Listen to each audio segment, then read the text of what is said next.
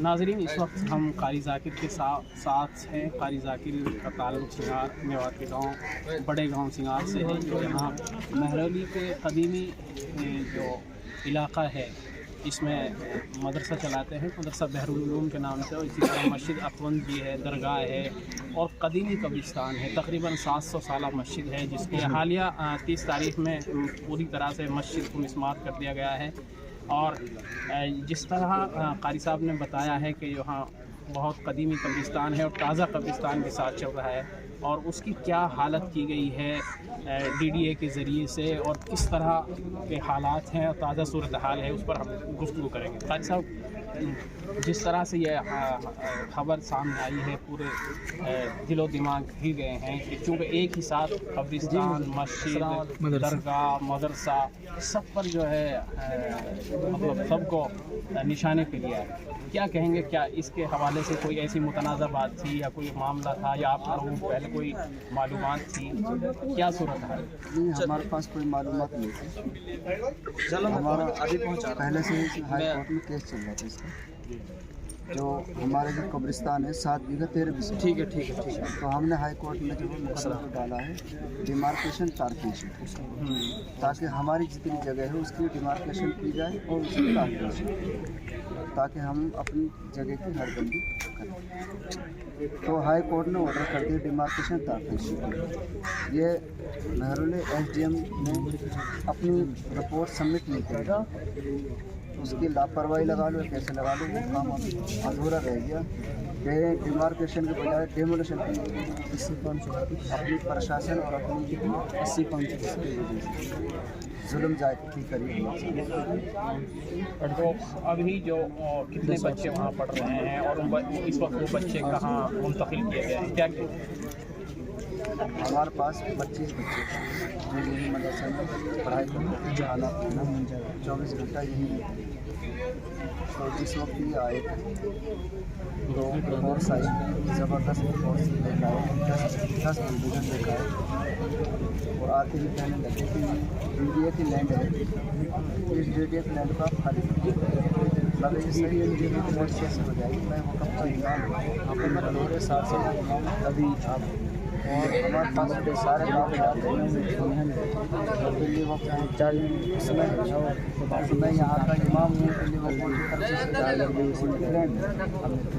तो हमारा करना चल रहा है डिमार्केशन के ऑर्डर की। तो आप इसे कैसे डिटेल देंगे? नहीं, कुछ नहीं जानते, ये ऊपर से ऑर्डर है, इसका डिमोलिशन करना है। आपका ऑर्डर देखा? ऑर्डर मैंने मांगा, आप नोटिस दिखा दे तब आप कर सकते। तो उन्होंने कहा कि बस ऑर्डर है, नोटिस नहीं दिखा सकते। आप बता रहे हैं कि ये पूरे जो वक्फ बोर्ड दिल्ली के तहवील में है, अंडर में है। तो जैसे ही खबर मंजर आम पर आई, तो क्या वक्फ बोर्ड के लोगों ने कोई शुरू की? वक्फ बोर्ड के जो हमारे साथ में वक्फ बोर्ड की कमेटी कमेटी सारी मसाजिद, मदारिस, कब्रिस्तानों का मामला सामने वो हमारे साथ तन मन से लगी हुई साथ में। वक्फ बोर्ड की अगर हम बात करें, वक्फ बोर्ड ऑफिशियली उनका क्या स्टैंड है, या और वक्फ बोर्ड के जो सरबराह है अमानतुल्लाह साहब, उन तक बात पहुंची? वो क्या वक्फ बोर्ड के पास हैं? जो बात पहुंची, उन्होंने कहा कि हमसे जो तुम्हें चाहिए हम वो देने को तैयार हैं, आप इसे हाई कोर्ट में डालो और इसको तो आप लोग गए अदालत? गए हम अदालत, हमारा केस चल रहा है। तो कब तक इस मामले पर बात आने की उम्मीद है? देखो जी, इन्होंने 30 तारीख को डिक्लेरेशन करा है, 30 तारीख को एमरजेंसी जो है एप्लीकेशन लगाई है सक्सेसफुल, वहाँ पेश है, उसमें इनको बुलाया गया है। ये पहुँचे, उनको पहुँचे उनको ज़बरदस्त डांट लगाई, फटकार लगाई है। जब यहाँ हाई कोर्ट में इसका मुकदमा चल रहा है तो तुमने वहाँ क्या करता है? तो कुछ अफसरान गए नहीं तो फिर 2 बजे के बाद फिर बुलाया उनको कि भाई 2 बजे के बाद का टाइम दे रहे हैं, 2 बजे तक वो आ जाएंगे। तो छोटे अफसरान वहाँ गए हैं, बड़े फिर भी नहीं गए। तो उनको बहुत सुनाया, बहुत डांट दी और फिर अगली तारीख वो कुछ माजरत उन्होंने अपनी रखी है या उन्होंने का काम तैयार मुकम्मल नहीं हुआ तो 12 तारीख फरवरी लगी है, उसमें वो पेश हो गए। उसमें पता चलेगा कि क्या करा। कि डीडी वाले तो हाथ खड़े कर दिए, हमने नहीं करा, ये करा रिलीजियसन कमेटी भी तो उसको भी अब 12 फरवरी को ये सब जाएंगे तब अपने जवाब देंगे। तो नाज़रीन, ये थे कारी ज़ाकिर साहब मेवात से जिनका ताल्लुक़ है और जिस तरह मस्जिद को मिस्मार किया गया है, मस्जिद को ढहाया गया है, शहीद किया गया है। उसी तरह जो कदीमी कब्रिस्तान है, बता रहे हैं कि 7 बीघा के करीब जो है ये लैंड है कब्रिस्तान की, जिसकी नई और पुरानी कब्रें हैं, सबको खोदा गया है और उसके बाक़ियात जो है नज़र आ रहे हैं, किसी के कफन नज़र आ रहे हैं। ये न सिर्फ दिल्ली वालों के लिए पूरे देश के लिए एक बहुत बड़ा अलमनाक हादसा है। मस्जिद का जो हादसा हुआ है, ये तो यहाँ कुछ चंद लोग ऐसे हैं जो मुल्क का, इलाके का, जो समाज में आपस में बिगाड़ करना चाहते हैं। जबकि मस्जिद ऑन रिकॉर्ड है, रिन्यू रिकॉर्ड में मस्जिद है, कब्रिस्तान है, कदीमी मस्जिद है, 700 साल पुरानी और रिकॉर्ड में है। और उससे पहले हमने कोर्ट में अर्जी लगाई कि हमारी मस्जिद का जो है कि कब्रिस्तान का सर्वे करके डिमार्केशन किया जाए। तो हाई कोर्ट ने डीएम के लिए आदेश किया कि स्टे किया जाए। एसडीएम ने हमारी सर्वे किया, डिमार्केशन किया, लेकिन डिमार्केशन हुआ था 2022 में, फिर आज तक उसकी रिपोर्ट पेश नहीं की। हम उस रिपोर्ट से हमारी डिमार्केशन की जाए ताकि डिमार्केशन के बाद में फिर अगली कार्रवाई करें कि हम अपने कब्रिस्तान मसाजिद की जगह को महफूज करें। लेकिन डीडीए के जो अधिकारी हैं, इन्होंने खूब पता था और मालूम था। अब भी हमारी कोर्ट में बराबर अपडेट लग रही थी, तकरीबन 20 तारीख से 24 तारीख, 25 तारीख और 29 तारीख को कोर्ट में थे। और इन्होंने इतना गंदा काम किया है, यानी कि देश के हिसाब से भी बहुत गलत, उससे भी जो भी यहाँ अफसरान आए उन्होंने इतनी जहालत का काम किया। मैं ये कहता हूँ कि उनको कड़ी से कड़ी सज़ा दी जाए जिन अधिकारियों की वजह से ये काम हुआ है। क्योंकि उस दिन एक ख़ास दिन था हमारे देश का, उस दिन एक ख़ास दिन था। उस दिन ख़ास दिन तो वैसे भी ऐसा काम नहीं करना चाहिए था। उस दिन गांधी जयंती, गांधी साहब को जो है कि गोडसे ने हत्या की, तो हमारे लिए एक शोक का दिन था और एक जालिम के ऊपर था। उस दिन उन्होंने एक मस्जिद को हमला करके शहीद किया। ये तो वैसे भी हमारे लिए बहुत एक शर्म की बात है। इन अधिकारियों को पता नहीं, पढ़े लिखों को, कि उस दिन क्या हुआ था 30 तारीख को। बहुत बड़ा जुल्म और ज़्यादती करिए प्रशासन की बात को लेकर। हम इस बात से इतने परेशान हैं कि बहुत ही ज़्यादा परेशान हैं। और जितने भी हमारे मुसलमान भाई हैं, इनका सबका ही अंदर से दिल रो रहा है। जो 700-800 साल पुरानी मस्जिद थी, वो आज हमारी मस्जिद शहीद कर दी। और हमारे जितने भी कुरान शरीफ रखे थे मस्जिद में, सारे कुरान शरीफ उसी में दफन कर दिए। एक भी कुरान शरीफ निकालने का मौका नहीं दिया। बहुत ज़्यादा हमें दुख और दर्द है। इमाम साहब, आपने उस वक्त उनसे कुछ कहना चाहा कि हम लोग को निकालने दीजिए, उन्होंने आपकी बात सुनी या आपको मना कर दिया कि नहीं, ये नहीं करने देंगे? मैंने बड़े SHO साहब से रिक्वेस्ट करी कि आप सर, आपको पता है ये पुरानी मस्जिद है, 700-800 साल पुरानी, ये मस्जिद को छुड़ा के ताकि आप।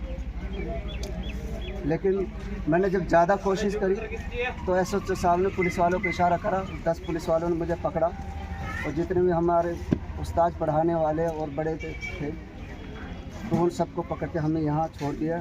ये जो सामने बैरिकेड देख रहे हैं, यहाँ छोड़ दिया। यहाँ से वहाँ तक इतनी ज़बरदस्त पुलिस थी कि यहाँ से वहाँ जाना नामुमकिन। उसके बाद ये आज 3 दिन, तीसरा दिन तो आपको जाने दिया गया, जो अंदर जाने दिया गया? नहीं, अंदर नहीं जाने। क्या बोलते हैं? कल पूरा दिन यहाँ खड़े रहे, आज पूरा दिन सुबह से मैं आया हूँ, तो थोड़ी देर फिर अब मैं गया हूँ काम से, किसी को नहीं जाने। क्या बोल रही है पुलिस? आपको क्या बोल रही है? पुलिस ये लोगों बोल रही है ऊपर से ऑर्डर नहीं है और आप जो है SHO से साहब से और DM साहब से लिखवा के लेकर आओ, तब हम जाने। और SHO साहब क्या SHO साहब से मिलता कह रहा ऑर्डर नहीं है अभी, जब ऑर्डर आ जाएंगे फिर हम क्या क्यों नहीं जाने दिया जा रहा? आपको क्या लगता है कि अंदर क्यों नहीं जाने दिया? अंदर इसलिए नहीं जाने दे रहा, जो हमारी कब्रिस्तान में कब्रों के साथ जो बेहुरमती करी गई है और कब्रें खुली हुई हैं, मैयत दिख रही हैं, कफन दिख रहा है, किसी को कुछ दिख रहा, किसी को कोई कब्र पूरी टूटी हुई है, कोई आधी टूटी हुई है।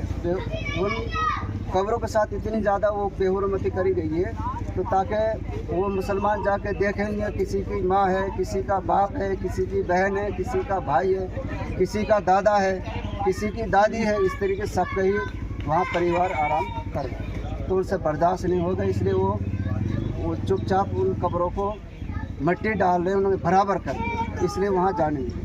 इमाम साहब आपको 13 साल हो चुके हैं और आपने यहाँ पहले पढ़ाई भी की है, तो मैं मान सकता हूँ 20 साल के लगभग आपको यहाँ हो गया हो। जी। इससे पहले कभी यहाँ पर ऐसा कुछ देखा आपने, या पुलिस आई या कभी कुछ कोशिश की गई? एक दिन पुलिस आई थी 29 तारीख,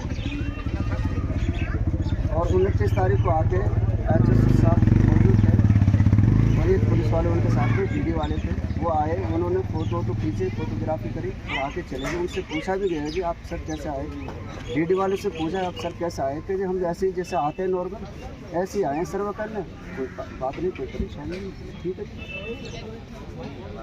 और अगर मैं बात करूं DDA लैंड की, तो मैं महरौली में 5 साल से रहता आया हूं, तो बहुत सारी ज़मीनें जो इलीगल बनी हुई है, ये तो 600 साल पुराना है, पर नई नई बिल्डिंग्स बनी हुई है। जी। तो मस्जिद को ही टारगेट क्यों किया गया? मस्जिद को टारगेट ये सियासत का मुद्दा बना लिया जी, ये और तो कोई काम रहा नहीं। मस्जिद, मुसलमान, हिंदू, मस्जिद, मंदिर, इसका वो बहाना ले रखा है, ये ना मस्जिदों को शहीद करो और अपनी राजनीति रोटी से।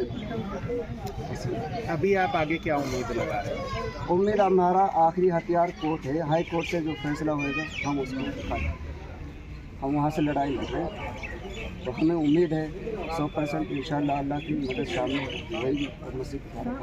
तो अभी यहाँ पर लोग बता रहे हैं स्टे ऑर्डर मिला है या नहीं मिला है? स्टे ऑर्डर मिल गया है, जिसकी वजह से वो यहाँ DD वाले कुछ नहीं कर सकते। बाकी अगली तारीख हमारे 12 फरवरी लगी है, इनको भी DD वाले को बुलाया है इसमें, तो 12 फरवरी की। और इमाम साहब जो बच्चे थे अब वो कहाँ पर हैं, जो मदरसे में पढ़ रहे हैं? बच्चे पूरे दिन यहाँ परेशान रहे, सर्दी में ठिठुरते रहे, उन्हें कपड़ा नहीं दिया, कपड़े लगते हैं उनका सारा सामान उसी कमरे में रह गया, बिस्तरा बिछाने का बिस्तरा, ओढ़ने का बिस्तरा, कपड़े लगते, गर्म कपड़े, सब कुछ भी नहीं निकालने दिया बच्चों का, खाने पीने का सामान, राशन सब उसी में रह गया, सब मलबे में दब गए। यहाँ तक के जूते चप्पल भी नहीं निकालने दिए, यहाँ से नंगे पैर गए दूसरे में। आपका ये इतने सालों से घर रहा है यहाँ पर मस्जिद का, कैसा लगता है ये देख कर कि अंदर भी नहीं? अंदर से तो बस आप दिल से रोना, क्या जो इन्होंने हमारे साथ जुल्म और ज़्यादती करी, तो अंदर से रोना। तुम लोग को कैसा लग रहा था ये सब देख के कि तुम्हारी चीज़ें उसमें तोड़ रहे हैं और तुम लोग निकाल भी नहीं पा रहे हो अपनी अपनी चीज़ें? बहुत बुरा लग रहा था। ये कितने घंटे तुम लोग को बिठा के रखा और कब तुम लोग को छोड़ा?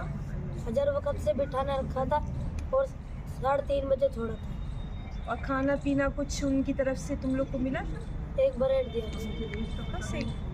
फजर को हमको बाहर निकाला गया, फिर जो 3:30 बजे एक ब्रेड दिया था बस, और उसके बाद 3:30 बजे हमको छोड़ दिया था।